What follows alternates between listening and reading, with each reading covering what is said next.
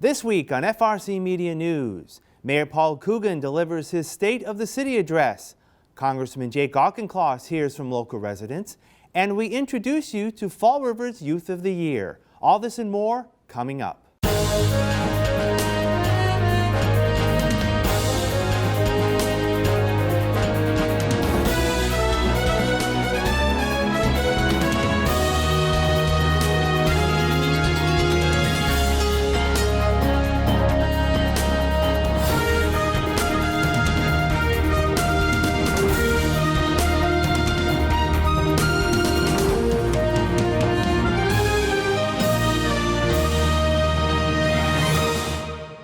It's Thursday, March 16th, 2023. This is FRC Media News.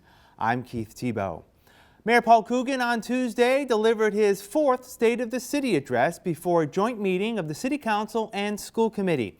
The mayor said despite challenges caused by a changing economy, the city's financial position remains strong. Like all communities and households, we are grappling with inflation.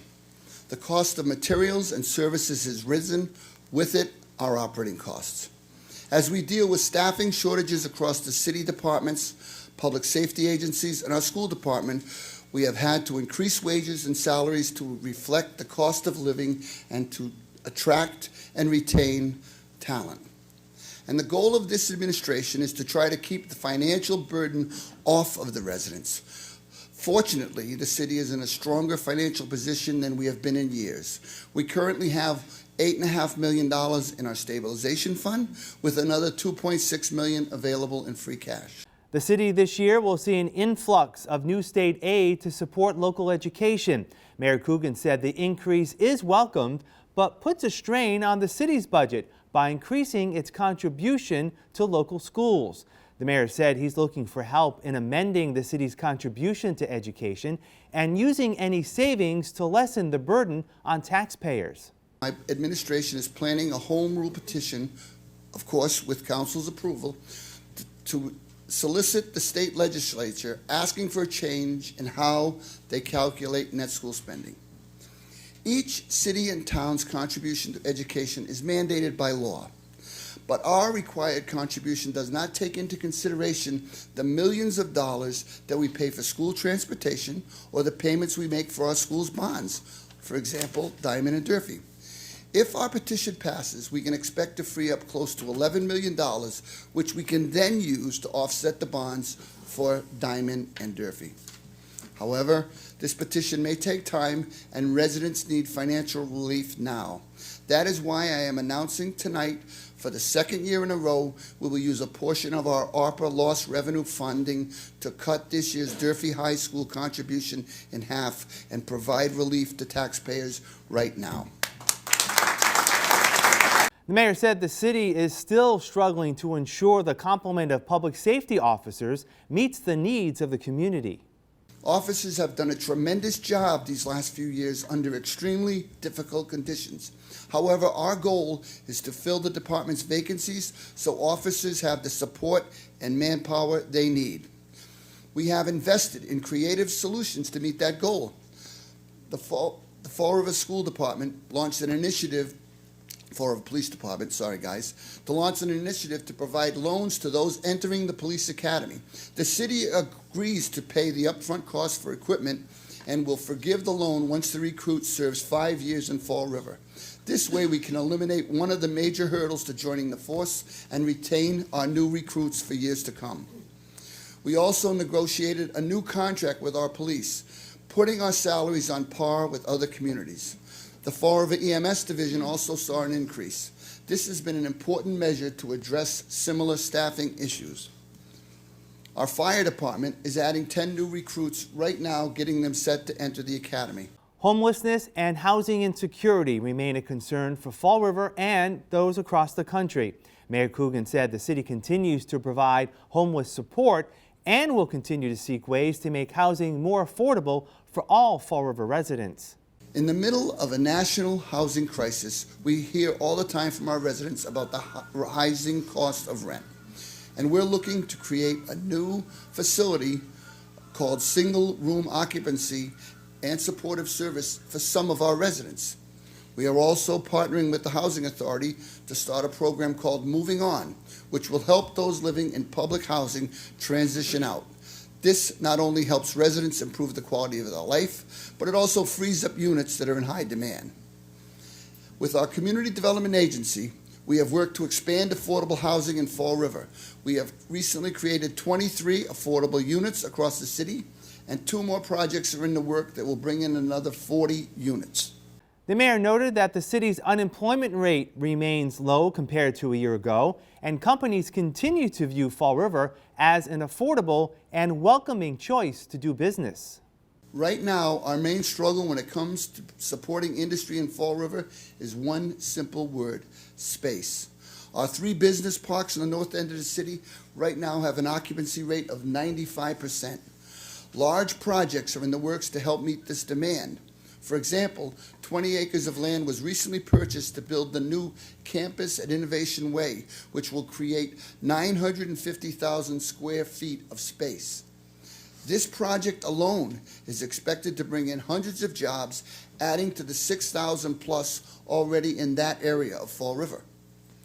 Offshore wind is another industry that is set to expand in Fall River. The South Coast Wind Project is set to create 250 full-time jobs, and we can expect further growth down the line. The mayor said the city will continue to invest in improving streets, sidewalks, parks, and water infrastructure. Development will expand soon once the opening of South Coast Rail takes place later this year, and the reconstruction of Route 79 ends in 2026. The mayor also wants to move forward on making Fall River a travel destination. Using ARPA funds, the city has formalized a partnership with local organization Viva Fall River to complete a 2-year tourism pilot program of sorts. UMass Dartmouth's Charlton School of Business has assembled a team of consultants to conduct a tourism study, something that, to my knowledge, has never been done in the city. This study will help us set a baseline and goals for the future, which can be used if and when the city decides to hire a full-time in-house tourism director. We are also looking to lease or purchase trolleys so that we can use them for future tourism projects and events.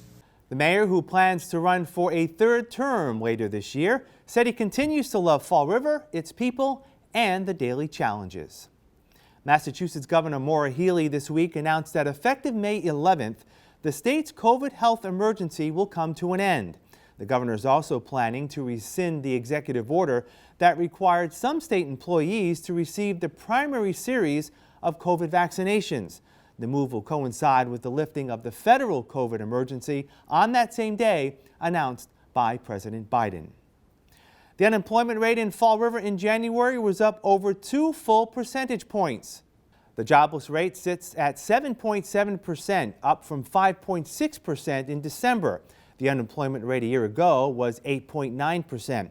Communities around Fall River and other gateway cities in the region all saw increases in unemployment. The state jobless rate in January was 3.6%. Massachusetts 4th District Congressman Jake Auchincloss, who represents Fall River, held an in-person town hall at Government Center last Saturday. Approximately 50 residents were on hand and were invited to ask questions of the congressman and provide feedback on how he can better serve the district. Inflation and affordability were brought up on a number of different occasions, with the cost of housing being a primary concern. The congressman said finding affordable housing continues to be a huge problem, and leaders at the federal and state level are working towards solutions. It is going to require a suite of solutions, federal, state, and local. At the federal level, we've got to expand the low-income housing tax credit, which creates strong incentives for developers to build affordable housing. It's an effective program. It's underfunded. We got to increase the funding for it. At the state level, they have passed the MBTA Communities Act, which will require cities with access to MBTA service to build more missing middle, multifamily, and mixed-use development. Fall River is not one of those cities or towns, but increasing the supply of housing closer to Boston will take some of the steam out the kettle and reduce overall housing prices throughout the labor market of Greater Boston. The congressman says he doubts that Congress will take up increasing SNAP benefits in the coming term to help offset losses due to the end of the pandemic. He also supports President Biden's plan to raise taxes on the wealthy. in this country, we want to reward work, not wealth. And that means a tax code that encourages people to work and that also asks those who have great wealth to pay a bit more and to make sure that we can provide for high quality housing and infrastructure and research and the public goods that support all of us and that make this economy and society more prosperous and rich. So I do believe in a progressive tax code, which I think is the core of the question that you're asking. And at the federal level, we've made progress in the last 2 years in enacting that, actually, under the Inflation Reduction Act. Congressman Auchincloss said there can be no delay in ensuring Congress passes an extension to raising the country's debt limit later this spring.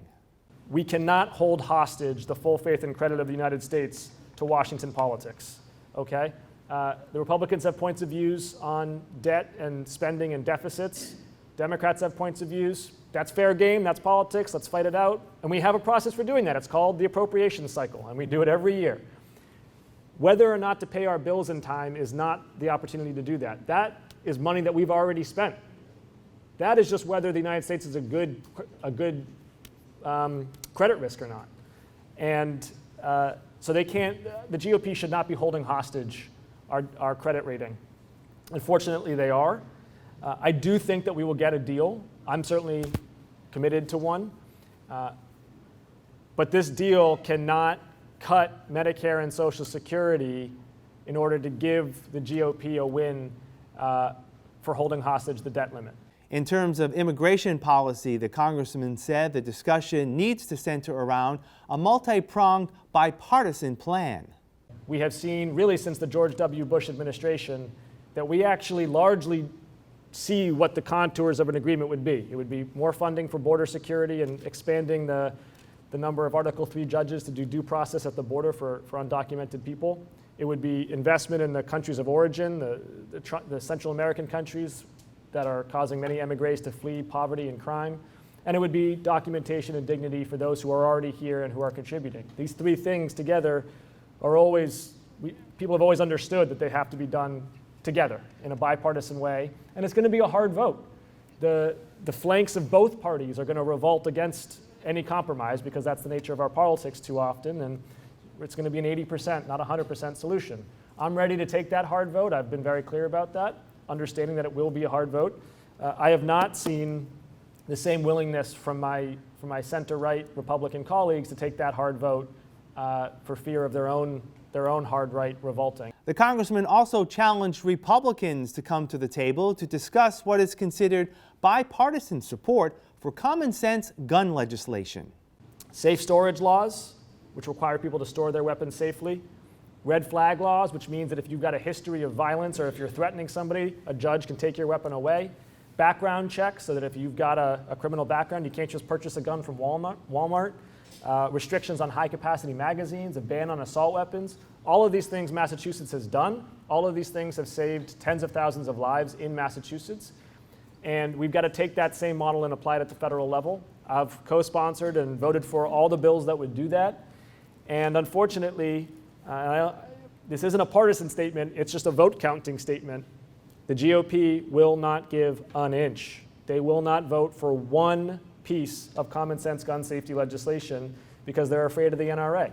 Today is absolutely incredible Kid Day across the country, where adults are asked to honor the work done by our youth. It's also the day where the city of Fall River announces its Youth of the Year. 26 students were nominated and 14 finalists were celebrated at an event this morning at Diamond Regional Vocational Technical High School. This year's Youth of the Year is Adeline Diaz Fernandez, a Durfee High School senior who is a member of the National Honor Society, the Green Team, and the French Club.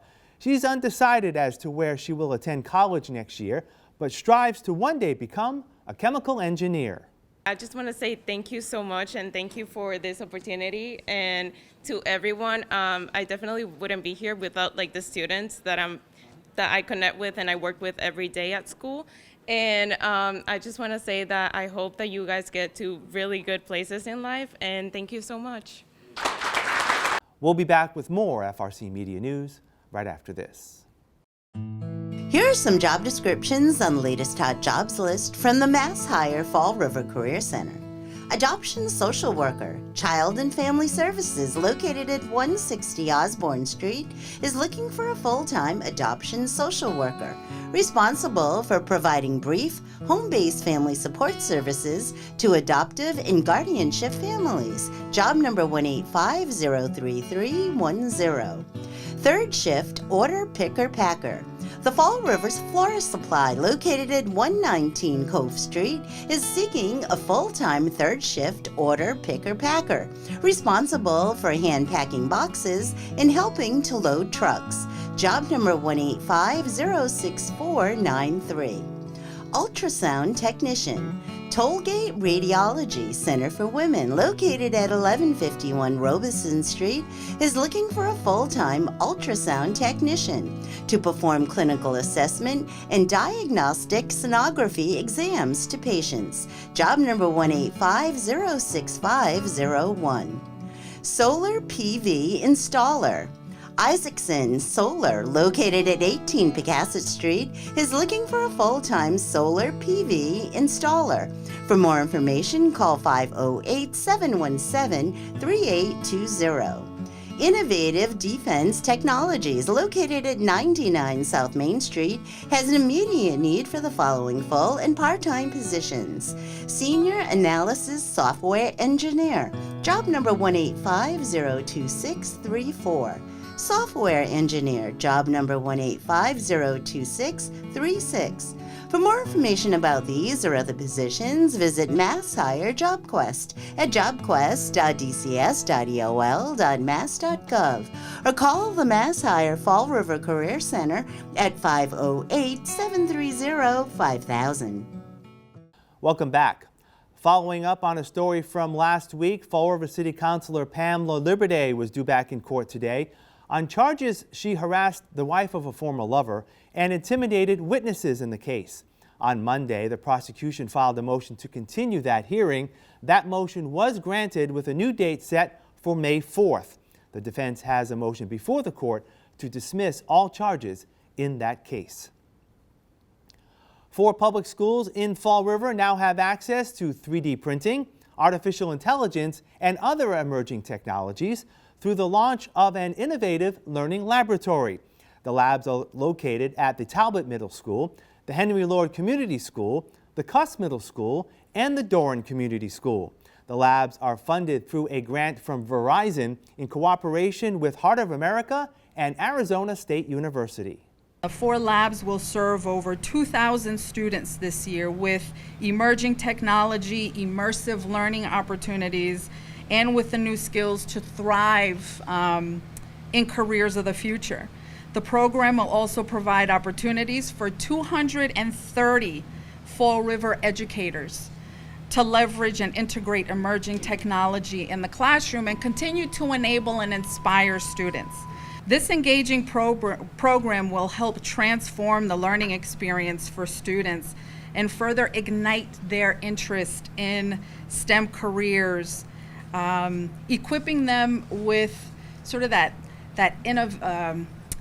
motivation to want to continue to be lifelong learners and continue to pursue this path. And the learning doesn't stop here, right? They take it home and they introduce their love of what they're learning into their households and into their family environment. So it really does take this family-first approach in learning. It's really weaving all of this into the heart of the community. Talbot Middle School Principal Brian Raposo says the innovative learning lab provides opportunities for teachers and students.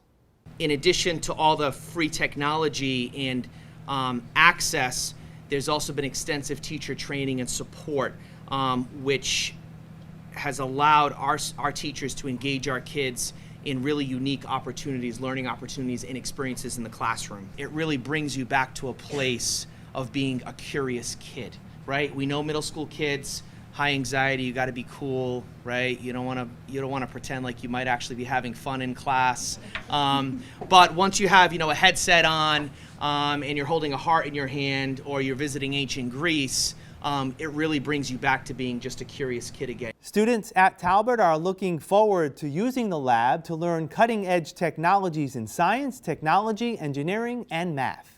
On behalf of the Talbot Tech team and the student body, we want to welcome you to the coolest room in our building. Thanks to Heart of America and Arizona State University, we have a state-of-the-art innovation lab where you can bring our 3D designs to life, travel to ancient Greece in between 3rd and 4th period, design virtual worlds, and prepare for our careers in the future. In addition to the one-to-one devices and mobile data that Verizon and Digital Promise has provided all of our students for the past 3 years. Because of you, we have access and opportunities to build our knowledge and talents, innovate, and hopefully change the world someday. Thank you for investing in us. We will wrap up this edition of FRC Media News after this.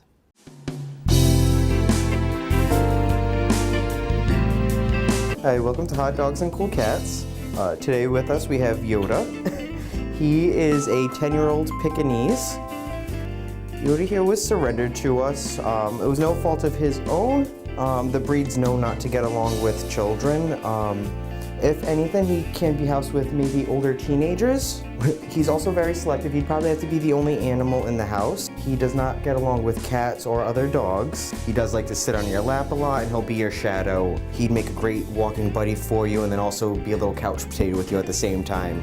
If you want to come down and meet Yoda, you can give us a call at Forever Paws Animal Shelter. All of our information is also on our website at foreverpaws.com, and you can take a look there as well. So come down and meet him. Today we have Waverly. Miss Waverly here, she's about 4 years old. As you can see, she's a short hair, black and white. She's got a little white down her nose right there. That way you can see her in the night when you get up to go to the bathroom. She had her spay surgery recently, which is why she has the cone on her head. She does well with other cats. We have had her around other cats before. She pretty much just minds her own business. I would not place her with dogs though. She does not care for dogs. So I would say cats only in the home. No dogs. Children would probably be okay, but I would say I wouldn't necessarily even say older children because she's been pretty nice, but maybe 10 plus, something like that. Ones that won't spook her too much, that'll kind of respect the fact that, you know, she's going to need a little bit of time to move into the new home and become friends with everybody. But she is a very sweet girl, definitely worth putting in the effort. And yeah, if you'd like to come and meet her, come on down to 300 Linwood Street in Fall River, Massachusetts at Forever Paws Animal Shelter. That's all for this edition of FRC Media News. Please visit our website at frmedia.org for all the latest news and local information. FRC Media News airs Thursdays at 6 p.m. and Fridays at 5:30 p.m. For all of us here at FRC Media News, I'm Keith Tebow. Have a great weekend. We'll see you next Thursday.